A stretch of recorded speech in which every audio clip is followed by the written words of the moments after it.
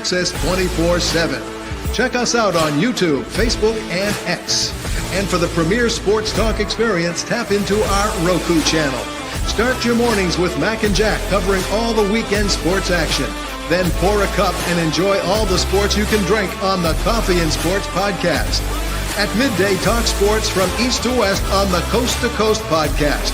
Followed at night by some hot girl talk with Prim and Proper Sports featuring Sonia Pearson. Talk boxing on the Gloved Fist. Yankee fans tune in for Start Spreading the News. And there's more on the College Sports Huddle and Sports Scope with Robert Butler. And that's just a sampling. There are 20 podcasts in all and 70 weekly shows giving us a 3.4-star viewer rating.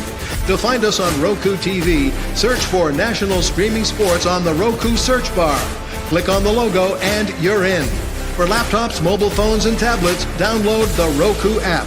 National Streaming Sports, live and on demand, sports talk for America.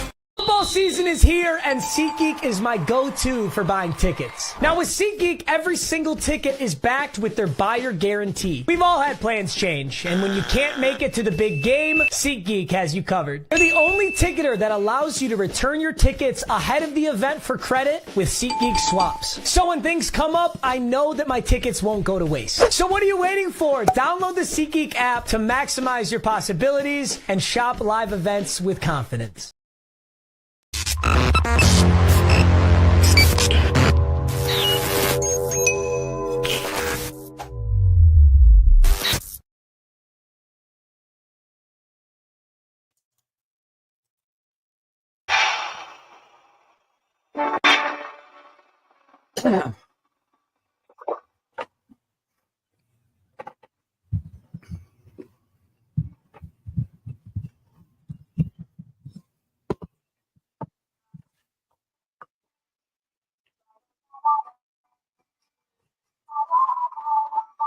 Little Frampton Comes Alive for you out there. One of the first live albums I listened to when I was a kid. That's how old that album is. So anyway, Keith left. I thought Keith was here. Anyway, there you go. Yeah, Keith, we'll put you up there. Anyway, Jack, a lot of sports to get to today. We had Keith will be talking about Bill Belichick. Here he is. He's back. Keith will be talking about Bill Belichick, and there he is. User error, sorry. That's okay. It's all right. That's technology for you, you know. I'm doing too many things at one time here. Yeah. Well, you're a busy guy. What can I tell you? So, anyway, we were just going to get into Bill Belichick, Keith, and making $10 million, $5.3 million for his staff, a high for an ACC team. Of course, he has his two of his sons working for him, and Matt Lombardi's a quarterback coach. Freddie Kitchen, the offensive coordinator. And Mike Lombardi is the GM, who also is tied to Belichick's past. So it's a big Patriot presence in Chapel Hill. Yes, there is. Well, what Belichick did before getting this job at North Carolina, when he thought he might still go back to the NFL, reportedly they'd have weekly Zoom meetings, him, Lombardi, Josh McDaniel, and they would discuss the state of the NFL, the players, the teams to keep sharp. And then apparently, when it became obvious to Bill Belichick there was a good chance he wasn't going to get an NFL job, and it would be 2 years in a row he'd be on the sideline. Lombardi thought it would be a good idea, if something came up in college. And we keep talking about the victory record, the most wins in NFL history, where Belichick's something like 14 wins away. But it might not mean as much to him as it means to people on the outside. He'd obviously like to get that record, but he wants to enjoy himself right now. He wants to get the coaching right now. And then, Keith, doesn't he hold a record when you count playoff victories? That's just regular season victories. So he actually does have the most victories, in NFL history, I believe. It is just regular season that he's chasing. He would have the record if you counted everything. They played a lot more playoff games in his time than Don Shula did in his time. Obviously, they've added playoffs. As far as what his plans are, yeah, he wants to coach now. But I think there's no doubt that if the door opens up to go back to the NFL, he'll go. All you have to do is look at the contract, and it's only $1 million buyout, which is nothing in college football today after June 1st of this year. Now, I'm not saying there's no way he's going now, right? But he can get out of his contract pretty much anytime he wants after this first season. Better put a lot of things in place. And even if it's one season, it puts a lot of spotlight on North Carolina. And already weird things are happening, right? They committed to doing the off-season Hard Knocks, and then they decommitted from doing it. So there's a lot. Why did they back off from doing it? Is everyone developing the Joe Shine syndrome because he was an absolute disaster on Hard Knocks?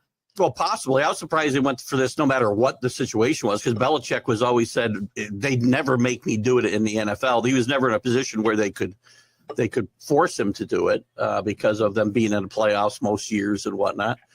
I was surprised he said, okay. There's no word on why they said no, other than the two sides couldn't come to an agreement. And it's probably about what kind of access they would have. You would think at this point he wouldn't do it in the NFL, but now in college, Belichick might kind of like being front and center on Hard Knocks. Everyone's focusing in on him, all the NFL teams, and it would increase his marketability. Not that it's not high as is, but it would basically make a statement. Look, guys, I'm here. I'm very much active. I'm not going to be at North Carolina forever. So keep that in mind. Yeah, it would have been good for the university as well, as they continue to try to, up their profile in the ACC and maybe make themselves more attractive to other conferences as things change in years to come, or just attract recruits and whatnot. It probably would have benefited both sides. I mean, the Joe Shine thing, that stuff's going to happen. I mean, that could have gone the other way and he would have looked like a genius. And that's the roll the dice. Anytime you're on these Hard Knocks things, and you do have a little bit of editorial control, but not a lot. You give it up. That's one of the things you give up. So that's why Belichick never wanted to do it. And probably why he's not doing it now. To me, publicity's mostly good. If it's bad, it's bad. I mean, at least I Joe Shine and the Giants credit. I found that iteration of Hard Knocks more interesting than anything I've seen on Hard Knocks in 10 years. I thought it was a lot of it was really fun stuff behind the scenes, off the football field. I thought it was a lot of fun. Maybe no. Well, probably. yeah, but too bad Shine kind of screwed that whole deal up. So if he'd done it the other way, and John Mara, it's funny. It's going to go down in Giants lore now. John Mara saying, if Saquon signs with the Eagles, I'm not going to sleep very good tonight. So yeah, definitely. So Oregon head coach Lanning to join the $10 million or greater annual salary club. He signed the extension on Thursday. So, I mean, he had a perfect season, Keith. So I think that's fine. Well, yeah, perfect season until he didn't, when he got beat in the playoff where it really matters. But Dan Lanning's a good coach. He's a really, really good coach. After a year, Alabama was 1 year. I think it was after his first year. Alabama, when Boeheim retired, he's the first. Boeheim, good grief. Where did I get that name from? When they were looking for a head coach, he was the first guy they went to. And he quickly said no. He had roots in Georgia and ties to Kirby Smart. I don't think that's what kept him from going to Bama, but I think he's comfortable up there in the Northwest, and he's done a great job with that program. These contracts are almost as good as the paper they're written on, because coaches get out of them all the time, right? Somebody else wants them. The teams are willing to pay the buyouts. I don't remember the years on the extension, but that's a lot of money. There's only a couple of guys, maybe just Kirby Smart, making more money than him right now. Yeah. So anyway, Chris F. Grave saying Let's do this. What the hell am I saying? Okay. Chat room's going bonkers for the Mac, Jack, and Keith Friday. Have you ever been in one of the chat rooms, Keith? Well, I think he's talking about our comment section, but yeah, I go to the groups a lot. I belong to a lot of groups and I share the show to them. And, you know, sometimes at night when we're sitting there kind of watching TV, I'll go through the chat room, see what's going on. And some of them are like, you know, out of control, depending on what topic they're talking about. Right. But it's fun to kind of, I don't interact much, but. Yeah, I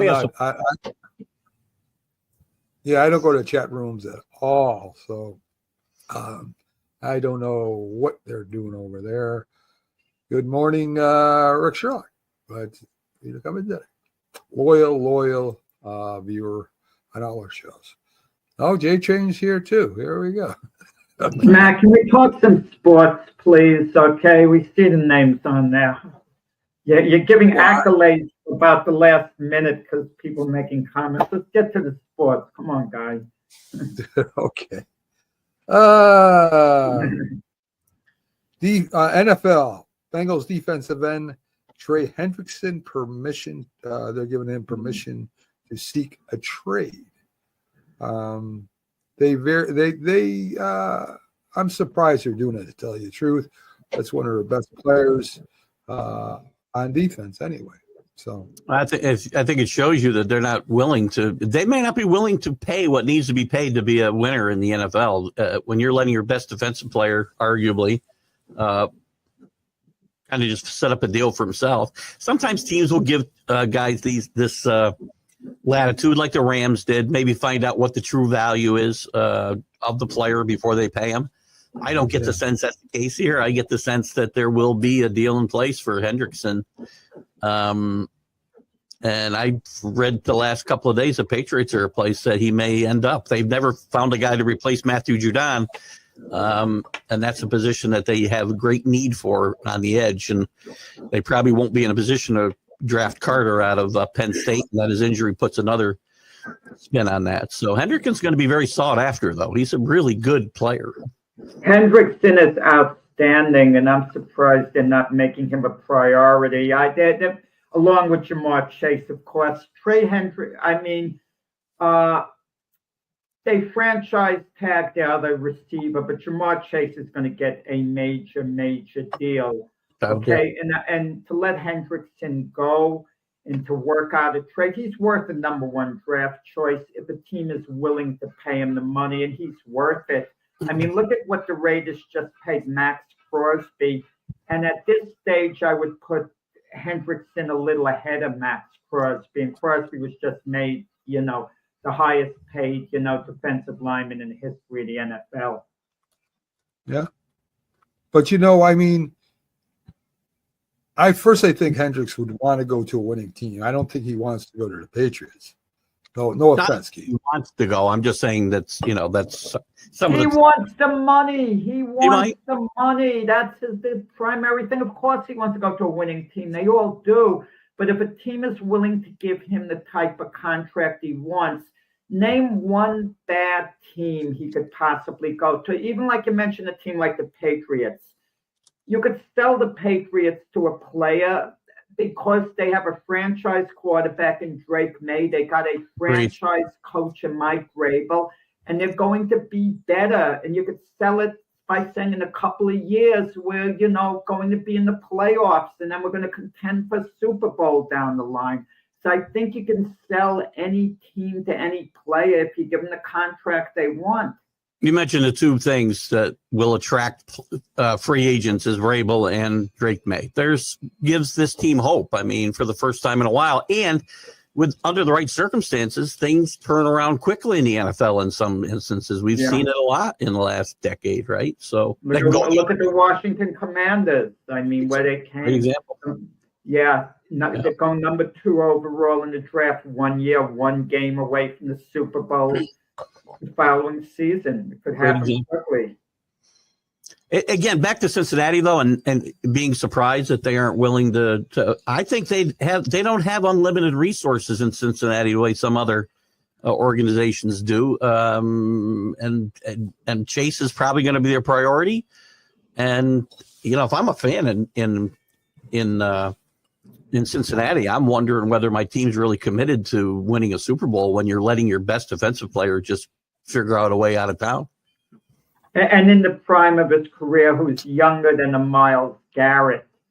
I mean, but the way the cap works, if you have three major impact players and give them all top dollar, it does hamper the rest of your roster to an extent. True. That's why you see, you know, a lot of these teams, when there's injuries, they don't have a next guy to step up because they're not deep on the offensive line. They're not deep in places where, you know, they can't spend that extra money. And that's why you see teams struggle, especially on both sides of the line. I think that's where that lack of money to go around really affects these teams for sure. Well, that's why T. Higgins got franchised. They're not going to sign him to long-term deals. It's how they're going to be able to pay T. Higgins, Jamar Chase, Trey Hendrickson, and Joe Burrow. Those are four major salaries. So a couple of them are going to be going elsewhere. I mean, sure. T. Higgins will be with the Bengals this year. I don't think they're going to be able to work out an extension, but he's probably gone next year because they would have franchised him, tagged him 2 years in a row, and they're not allowed to do it a third year. Right. Bengals might want to win now. So, the window is wide open right now. Yeah, it goes quickly. The 49ers are willing to listen to trades about anyone with their current cap situation. That's according to Matt Schefter. It's starting to look like the 49ers are like in a full rebuild here. I know with Bosa getting released in San Diego, there's again chatter around about reuniting the brothers on the San Francisco 49ers. But given what they're doing right now, purging salaries, I don't know that they're going to be looking to take on that big contract. So it's going to be interesting. The most interesting part of all of this and them tearing this team, well, it looks to be them at least tearing this team down to some extent, is what they do with Brock Purdy, because he's going to need to be paid or move on in the next year, I think, right? Next year, if I'm not mistaken. And Brock Purdy has not shown that he can carry an NFL team. He's really good, efficient quarterback when all his weapons are in place.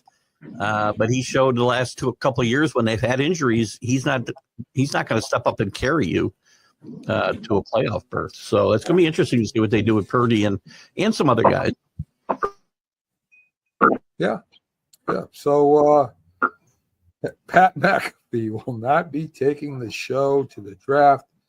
Was treated disrespectfully by the NFL. You know,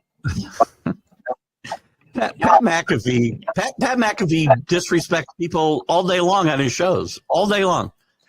And I don't like all of his act. I was really concerned when he came on College because I really liked the show. I think he's been a good addition there, adding some energy. But when I watch his daily show, it's like watching a train wreck, and he rips people up and down. But when he gets a little bit of criticism, he doesn't like it. He's gotten it from inside ESPN. He doesn't like it. He's gotten it now from NFL folks at the combine. I mean, come on, get a little thicker skin. You're making a boatload of money. What do you care? Jeez. If you're going to give it out, you got to be able to take it, right? So I'm not a big Pat McAfee fan anyway. I mean, he's not professional. He talks to his two colleagues on the show, and I'm not a big fan of the show. There's days it comes and goes with me. There's days I don't like him at all. I do like him as I said, on game day.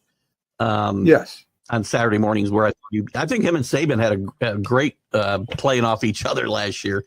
It was really good. But his show, you're right, Mac. I'm not the biggest fan. I would watch it because there'd be some, see the Aaron Rodgers train wreck weekly and stuff like that. Yeah, and that's not going to happen anymore. So, good morning, David. Glad to have you. Jack should be back, I think, in a little bit. So, Anyway, where we at? Oh, did you know that Pac-Man Jones said he never used his own urine for NFL drug tests? That's how he got away with smoking pot when he was I read that article, and this isn't a new thing, by the way. You remember the Whizzinator years ago? I can't remember what player it was. It was like 15 years ago. The guy, I think he was for the Vikings. Rick, you can correct me if I'm disparaging your team, but I feel like it was a Viking, and he talked about how the fact that he'd say. I don't remember all the details, but he would find clean urine, whether it was his when he was clean or somebody else. And if you think these guys are stupid, man, but they must talk to smart people because they find a way around every type of drug testing you can think of. They find a way around it. So the guys how stupid are the guys who get caught then? Think about that. Yeah. Maybe, yes, Jack is missing. Pudding. Oh, man. Former Raiders wide receiver Hunter Renfrow has retired after 5 seasons with the Raiders. Not sure why. Maybe he just wants to spend more time with his kids. Maybe he's, maybe he's just done with football. Did he? Is it for sure? Because I remember seeing an article. This was a couple of days ago that he was saying, the reports of my retirement are a little exaggerated. So it might have changed. I haven't seen anything. I was looking quick. I don't see anything right now. So you're probably right. But there were definitely reports, and he had kind of refuted them a bit. But he's been around a bit. Usually, when you hear sports figures or politicians saying they want to spend more time with their family, it's not a good thing. They didn't go on their own, but he's had a nice career. He probably can move on and be happy. Yeah. Eagles are re-signing Miles Brown to a 3-year, $51 million contract. I think we all thought that was going to happen, especially Pags. He did a real good job for him last year. He did. Is that the guy who came from the Giants or no? No. That was the other guy. They've got that defense, and they're going to lose a couple guys, and they're still going to be the best defense in the NFL. And they're talking about adding a couple of guys in free agency, or they built most of that. Well, a lot of that defense they built through the draft, except a handful of guys, and they've done a great job. That team is so talented. I'm surprised they've only won one Super Bowl, quite frankly, in the last 3. They could have won the last 3. They lost one of them, obviously. Last year went in the tank because of whatever was going on inside the organization, or 2 years ago. But this year, by the time they got to the Super Bowl, they were just a dominant team. And you can see the talent difference between them and most of the teams they play is huge on both sides of the ball. Yeah. San Fran just didn't have a chance. They got dominated. Kansas City. Oh, yeah. That Kansas City game, Kansas City, maybe they were winning close games, and they're certainly not the team that they were the last couple of years. But that was just a bad matchup. They had no chance, had none from pretty much the outset. They're going to bring Travis Kelce back. They say he's a situational player. Are you going to pay that kind of money for a situational player, Keith? Yeah, I feel like he'll be more of a situational player. I think the Chiefs bringing him back, I think they need to sit him down, similar to what the Jets had kind of said to Rodgers when they were still considering bringing him back. The outside distractions need to be cut down, right? Every time you got an off week, you can't be flying to Brazil and China for concerts with Taylor Swift. You got to get maybe in a little bit better game shape. He came in a bit out of shape. He looked a little heavy all year. He's obviously a big guy anyway, but he looked a little heavy all year and slower. And I do think with a recommitment from Kelce, and I think in a way he's embarrassed a little bit by his performance and the team's performance in the Super Bowl. And he had picked it up a little bit at the end of the year. I think he's got enough pride where he is a guy who could bounce back. I'm not saying he will 100%, but I think there's a good possibility he'll bounce back and be a big part of that offense, at least for another year. A lot of miles on him, though. I mean, yeah, there is a lot of miles on him. I mean, Taylor Swift, yeah, I mean, she did support him last year, that's for sure. But I mean, she's still going to have concerts to go to, and I mean, is Travis going to be okay with her without him? Well, I hope so. I mean, geez, I would hope he could survive a couple of weeks without his fiance. I mean, he's got other things to keep him busy, like football, Travis. You know, I mean, geez, when I travel for work, my wife doesn't follow with me. I think they can make it work. So they should be able to. Or if not, she's got another great album. If it doesn't work out and they have to break up, she's got another great album for a breakup. That's true. She does sing about breakup songs a lot. Probably be her best album ever after breaking up with Travis Kelce. Yes. I don't wish them ill well, by the way. Well, me either.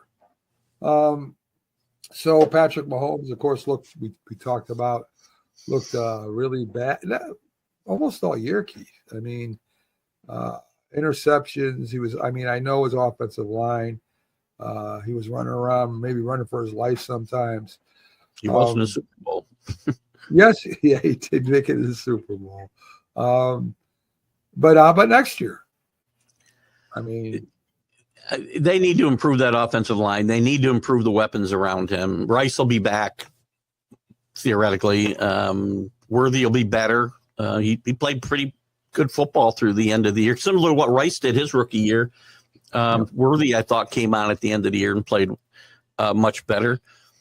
There's no way I think Patrick Mahomes has reached his pinnacle, because he's still a young, what's he, 28, 29, I'm 29, maybe, I'm not even sure, 28 or 29.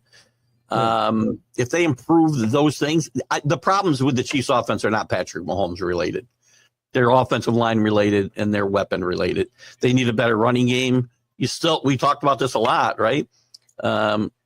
Even before Barkley now has reinvigorated, and Henry have reinvigorated the interest in running backs. You need a running game to be able to function effectively in the NFL. Even you don't have to run the ball 40 times a game, but you've got to have an effective running game to at least slow down pass rushes and whatnot.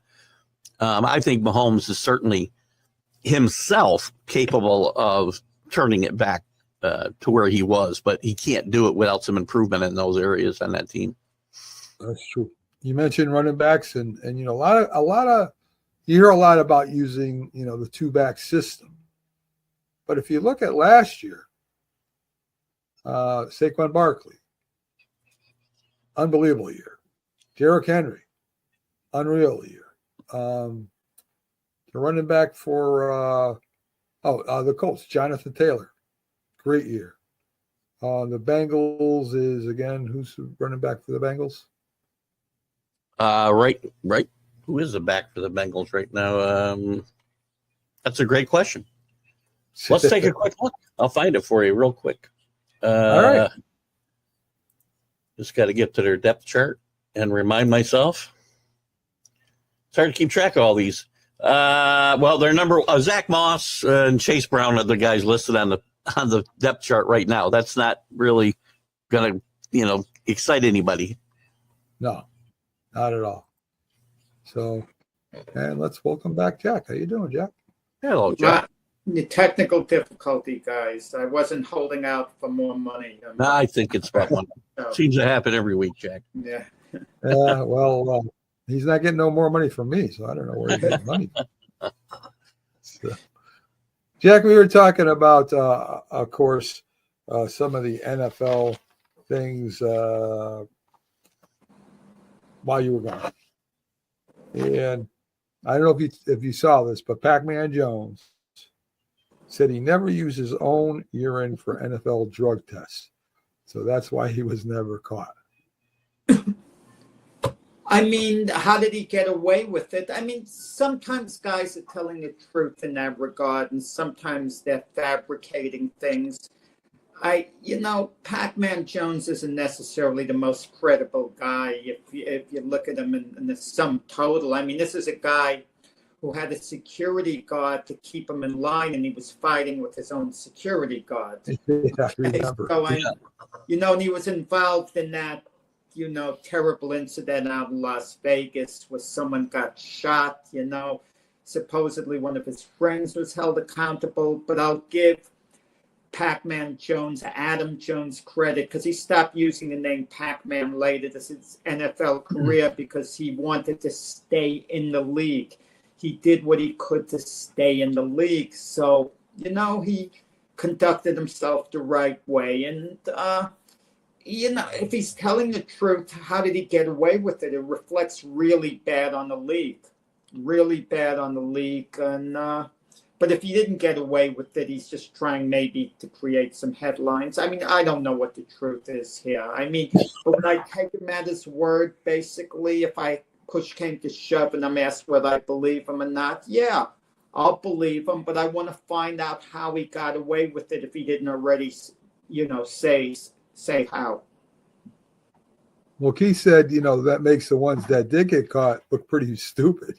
They look even worse, right? Well, it makes you think, Keith Mack, what about some who supposedly got caught who might be innocent? If Pac-Man Jones could, get away with it, is anyone switching a sample of, I mean, well, that's a good point. If you want to undermine somebody, I guess you could switch a bad sample in for a good one, right? Right. And we saw in the documentary 30 by 30, the sprinter Butch Reynolds, who claimed his innocence. We don't know for sure whether Butch Reynolds is innocent or not, but they showed with the lab how there could be some mix-ups. And, we keep hearing all these athletes who get caught, in steroids, this and that. I mean, the biggest excuse is, well, they didn't knowingly take it. That they say that when the evidence is so overwhelming, they can't deny it. But I'm sure there have been rare cases when athlete is totally innocent and, and he turns up with a positive result for whatever reason, because maybe the lab handled it the wrong way. Maybe someone set him up. Maybe there was just an innocent mistake. But everyone denies being on the stuff. So, we can't believe anyone in this day and age. But I'm sure there are a few guys who actually were innocent. Maybe maybe less than 10%. But it's horrible. The guy's completely innocent and he's accused of something and he has his reputation, smeared. Yeah. So, Eagles re-signing Miles Brown to a 3-year, $51 million contract. Yeah. As I was telling Keith, Pags knew this was going to happen. We all kind of knew it was going to happen, Jack. Well, guys are being let go, being signed. Darius Slay, for example, was let go by the Eagles, but he might come back under reduced contract. What slipped under the radar? A signing that I kind of liked, and this guy's been playing forever. Bobby Wagner's back with the Commanders for another year. A 10-time Pro Bowler, future Hall of Famer, and talk about a guy who just seemed to be playing forever. He was a legend at Seattle, and they moved on from him, and the thought was, well, Bobby Wagner's at the end of the line, but he's kind of he gets it done year after year, and he's a great veteran presence, a great leader there. And, nice signing by Washington to bring him back. Leadership is underrated in the NFL, majorly everywhere in sports. Leadership is underrated, and people don't pay for it enough. And guys like Bobby Wagner, I think, show that. He brought some maturity into that Washington locker room, and I think it showed. Great point, Jack. Well, he was the leading tackler last year for them. So, I'm not saying he can't play. I just mean, guys who are good character means something, because there's a lot of guys who need some leadership in this league for sure. I think you have to produce on the field. You don't have to be the best player, but I think you have to be a good one. I mean, take a kicker, field goal kicker, punter. Those aren't the guys who are generally leaders. I mean, you hope to get it from the quarterback position. But, most of the teams, if you look at who their leader is, it's on the defensive side of the ball for the most part. That's something we never broke up team by team, who might be the leader, because we don't know for sure. It's just like an image. You take like the Minnesota Vikings. My guess would be it would be Justin Jefferson. That would be a fun thing if we had to guess who the leader was on each team. Who's the lead on the Patriots now? Do they have one? The Patriots, I would say it's tough because some of the guys that have been leaders have been, moved on from that team in the last 2 years. Right now, I would say Hunter Henry's probably a leader on that team, and I think the quarterback, you'll see him take a step forward in that role here in the next year as well. And during the Tom Brady, Bill Belichick era, when they won top a lot of those years, who was the real leader? It's easy to say Brady. Yeah. Obviously, on the field, it was Brady. Yeah. He was one of the leaders, but did one guy stand on particular? There's a lot of guys that you could point at to. Rodney Harrison in his time there was a big leader in that locker room. Willie McGinnis was, again, but that's really the first iteration of their dynasty, I guess. Later on, guys like Julian Edelman were leaders in that locker room as well. And Teddy Bruschi. I mean, there's a lot of guys. I think there was a lot of guys on that team that stepped up at different times. And Brady as well. I don't want to take anything away from him, but you're right. It's easy to go to a guy like Brady, but that team had a lot of great leaders. That's why they were so good for so long. Well, even Mac with the Giants in their heyday, the real leaders, it wasn't the quarterback Phil Simms. You could say he was one of the leaders, but he wasn't the biggest leader. The biggest leader was maybe Harry Carson, above everyone else, even above LT for pure leadership. George Martin early on, I think, was as well. Phil McConkey, I think, was probably an underrated guy in that locker room too. Yeah. I mean, Phil was fun going guy. I mean, I don't know if that's a leader or not, but I guess it's fiery good player to have a guy like that around. Fiery player. Oh, he was. Reminds me a lot of Edelman. Reminds me a little bit of McConkey, quite frankly. They're kind of similar personality. Edelman's a much better player. No, I meant personality wise. Yeah. Mark Rivera was probably too quiet to be a leader. Yeah. You could be quiet and be a leader if you kind of lead by example and the other guys follow. Yeah. You could. You definitely could. So it was nice to talk about the Giants without cringing for a little bit today. So. I'm sorry we got to go far back in time, Mac. Yes, it was a long time ago. So a little bit of NBA for you. Of course, I think we already talked about this. LeBron goes over 50,000 points. I mean, what can you say? The guy has been around forever and is still playing really well. I still like LeBron. LeBron's sometimes his own worst enemy with some of the, China stuff, with the Bronny stuff. But, push that. I try to separate things, right? Things that are outside of the off the court and on the court. LeBron James has been a great player for a long time. On the court, he plays hard, it seems, pretty much every night. Early in his career, I thought he really got it. One of those guys who really got it. And then later on in his career, maybe not so much, started to kind of get a little full of his own press releases. But look at the guy's won and the guy's gone and people have come to play with him. He's won in LA. He's won in Cleveland. He won in Miami. He still has to carry.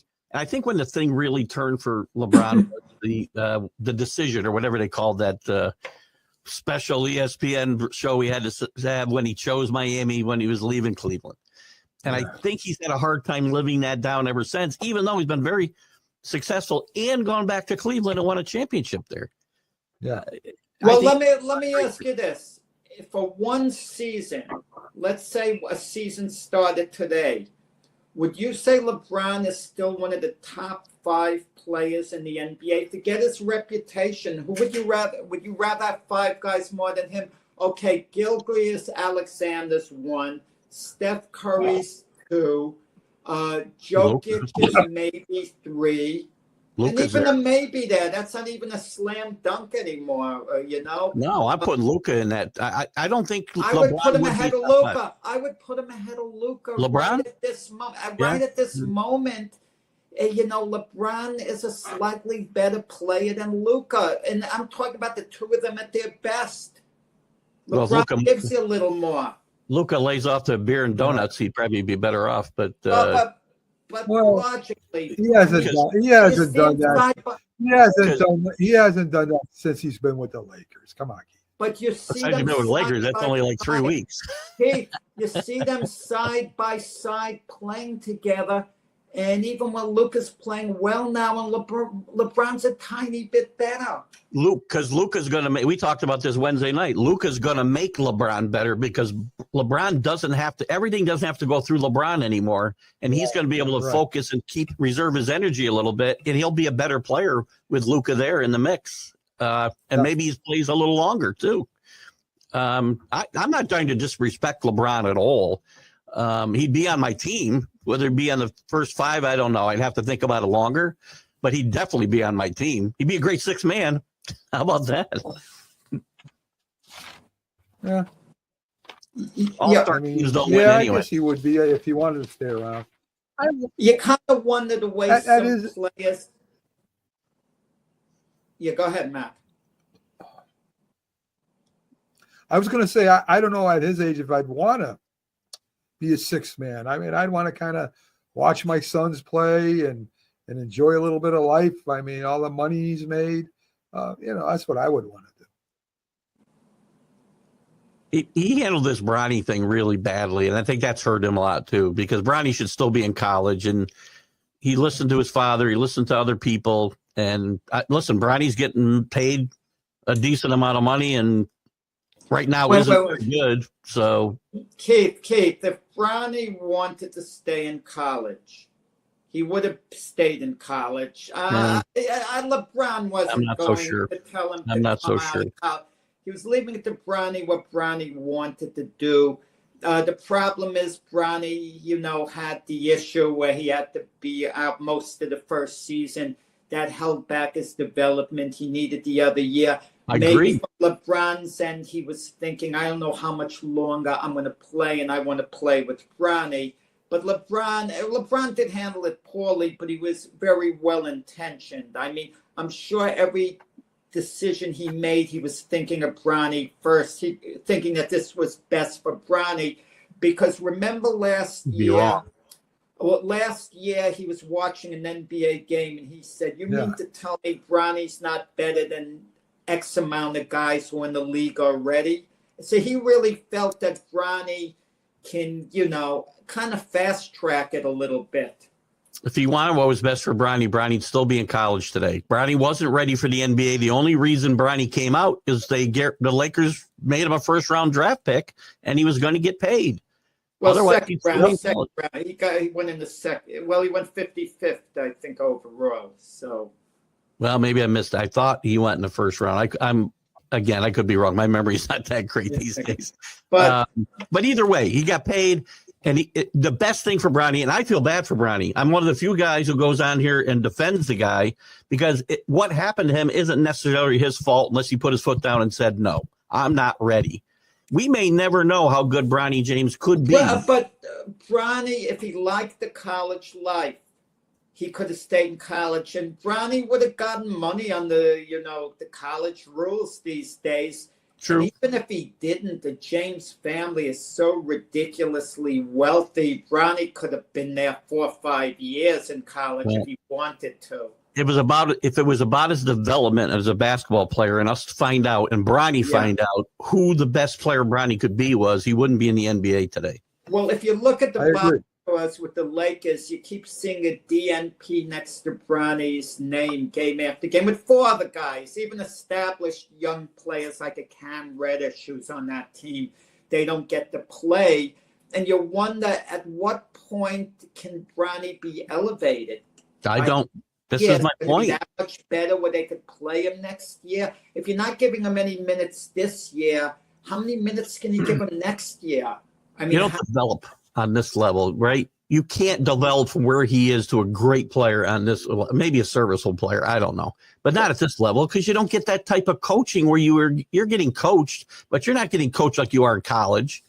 eventually this is going to come to a head because this isn't going to be like Giannis and his brother who has a spot on Milwaukee because of Giannis and is happy just to have a roster spot. Yeah. You know, at some point, LeBron is going to get antsy. He's going to want to see Bronny get some minutes. Bronny's going to want to get some minutes. And if he's not ready, you know, there's going to be some type of problem. Agreed. And I feel again, I have some sympathy for Bronny in this whole situation myself.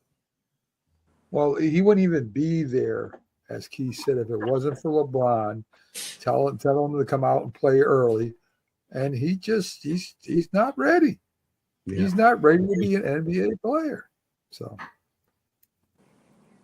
And the sad part is we may never know how good he could have been. We don't know. He may be terrible. I don't know.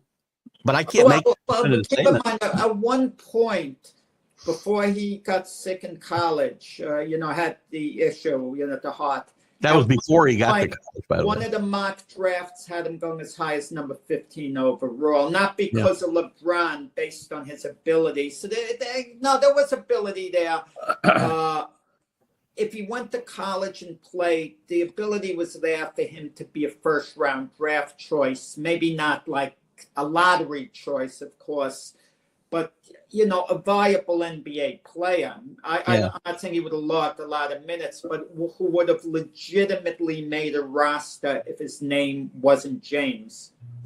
Agreed. I mean, you look at his people tend to look at his numbers at USC, and they weren't very good, but they forget he missed the first half of the season because he had the heart issue before he ever got to campus.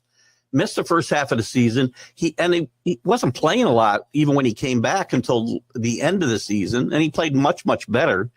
But he needed at least another year in college to kind of develop what he'd been building there. So, yeah, I agree. So I read one of the funniest things I've ever read about basketball today. Golden State's head coach Steve Kerr calls out the refs for missing traveling violations. Who doesn't travel today? I didn't know there was any rule against it anymore. Watching the games, the Euro step became like something. Geez, good God, I agree, Mac. That is hard. The Harlem Globetrotters could compete today with the way they play basketball. I mean, just run down the court, put it up in the back. We talked about LeBron. Sometimes LeBron looks like a running back coming down the lane because he just tucks the ball in and runs the ball. You know, you talk about inventing new sports. People invent new sports, and I can invent now, hearing what you said, Mac, a new type of basketball league where you allow a player to take up to four or five steps without dribbling the ball. But once he's taken those amount of steps up, the defender's allowed to grab him. You know what I mean? No, without a foul being called. You know, I mean, just an idea, great. Make it a little like rugby or whatever. It's rough type of basketball. Yeah, we talked on my show one day about inventing new sports kind of like that, and it was I think Rick Sherlock brought up like a mixture of football and basketball as one sport, so it would be interesting to watch. Mac and myself actually invented it. I got to give Mac a little more credit. Well, fan involvement, Mac. I'm not trying to take any credit. Where I'm the not trying to fans in copyright the this. outfield, if you wear a designated Yankee shirt, and the opposing team hits a ball and you catch it, and the fans on the flyers out. Can you imagine a fan involvement, with the shirts or whatever? Or one fan per row? Well, I was going to say, you need to go like, say it's the Red Sox and Yankees, Red Sox fan, Yankee fan, Red Sox fan, Yankee fan. Then you have a real battle royale in the stands. That'd be fun.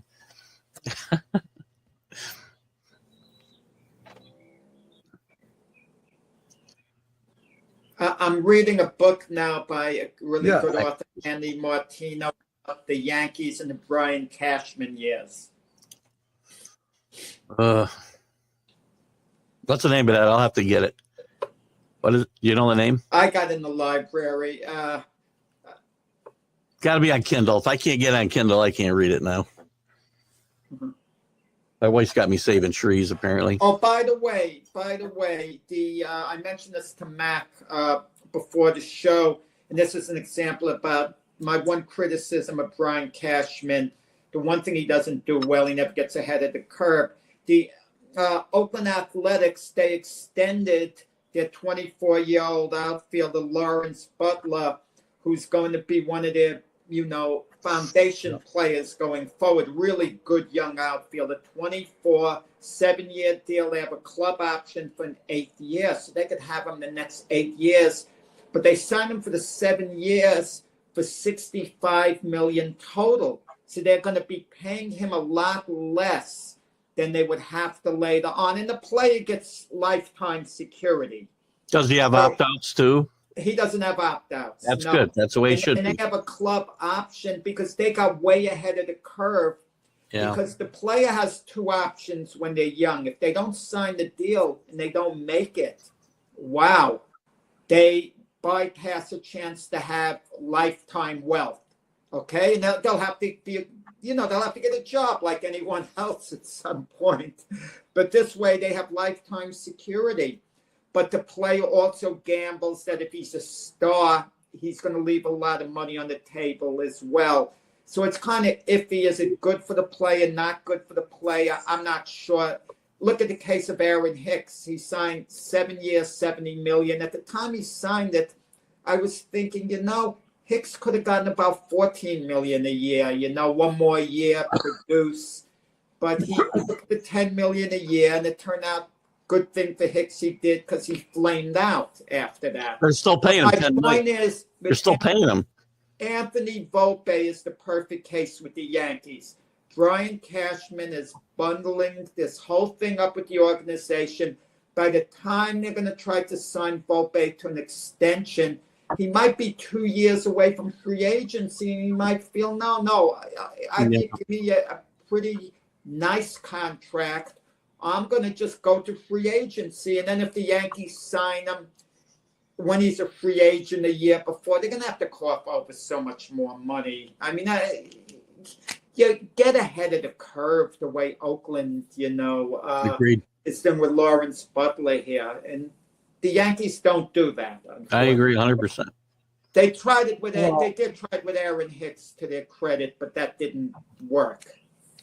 Well, when Dr. Paul I heard the last of her. when Dr. Paul was on with us, he didn't know even why they would give him an extension. He's gotten steadily worse since he's played shortstop. His batting average is like, I don't know, below 200. In the 240s. All right, 240. And it's on base, but say he's electrifying on the bases. He makes things happen. He's good defensively. I'm just telling you. He's a talent that's going to get better. He's going to be should be a foundation player for the Yankees for years ago. You listen to Dr. Paul, then he gets to be better, and Dr. Paul's not going to want to give him the money at that point. So you're going to wind up losing him with Dr. Paul. I mean, come on. I mean, we've been through this with the players. Oh, no, don't give him this. Don't give him that. I can understand the Soto situation. The money was crazy. If someone said at that point, don't give him the money, that's valid at that point. I'm talking about when you can sign the player early on. You got to be right. The thing is, you got to be right, though. And I agree about Volpe. I would take that. I would roll the dice there and do that, Jack. They made a mistake with Hicks, and maybe that's left a bad taste in Cashman's mouth. I don't know, but well, the Padres with Fernando Tatis, they signed him a 13-year deal when he was age 24 till the age of 37 for $24 million a year. It's a risk because if he flames out, you're paying a ton of money. There's always a risk. But if he's going to be a star the way they anticipate, that's going to be a bargain because the price is just going to go up over the years. And this way you have a foundation player, a franchise player per se, all these years. It's a chance, but do you believe in the guy? Do you believe in Anthony Volpe, guys? Do you believe he's going to be at no worse than a decent player? I believe in Anthony Volpe, yes. I believe in him too. Mac? If he's just going to be decent, why are you going to give him all this money? No, I said he'll no be better worse than a He'll be better decent than that. player. I think he's going to be an outstanding player going forward. I think you got to give him some time to develop. He's a young kid. He's learning on, at the highest level, and I'm willing to give him some time to develop. I think he's going to develop into a fine player. I wouldn't, I'll give an example who I wouldn't give a deal to right now. I'd have to wait a year, and you still have time. Jason Dominguez. I'm not certain about him yet. You got to be very confident because he has to prove to me that defensively he could get it done. He's been a bit shaky. He has to show, the potential, with his bat to come through this year. So I got to see something this year, but he won't be a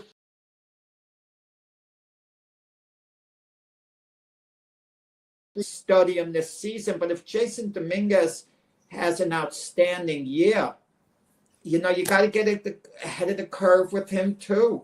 We've only seen him in short, spurts, right? And we need to see him over a full season. He needs to stay healthy, and he needs to improve his defense, as you said, Jack. And then we'll start talking about that for sure. Mac, and you and I talked about Marcus Stroman on the last show that he should just shut up. He'll get his opportunity. And he's getting it. Lewis Gill is going to be out till the summer. Stroman is back in the rotation. This is put up or shut up. He's getting the opportunity. No arguing. He can't show any discontent. If Stroman wants to stick it to the Yankees, pitch well. That'll prove saying, you guys, didn't show faith in me, and look what I'm doing now. And if he pitches well, he'll get in all the innings. Then his option for next year kicks in for Stroman. He'll get $18.5 million next year. He has to pitch 140 innings, but if he pitches well, he'll get a chance to pitch those innings. Yeah, we'll see. Well, if it's anything like his first start, that's not going to happen, Jack.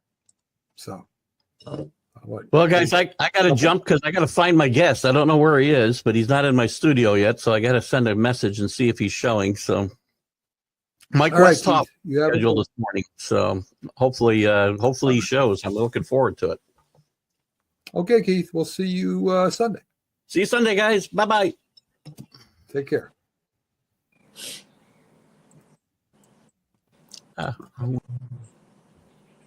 So before we go, Jack, I wanted to get this in. The Knicks lose to L.A. in overtime. Brunson expected to miss some time with a rolled ankle. So, losing to Brunson, they'll have no hope in the playoffs. We should be back come playoff time. Like Carl Anthony Towns said it best, it's next man up.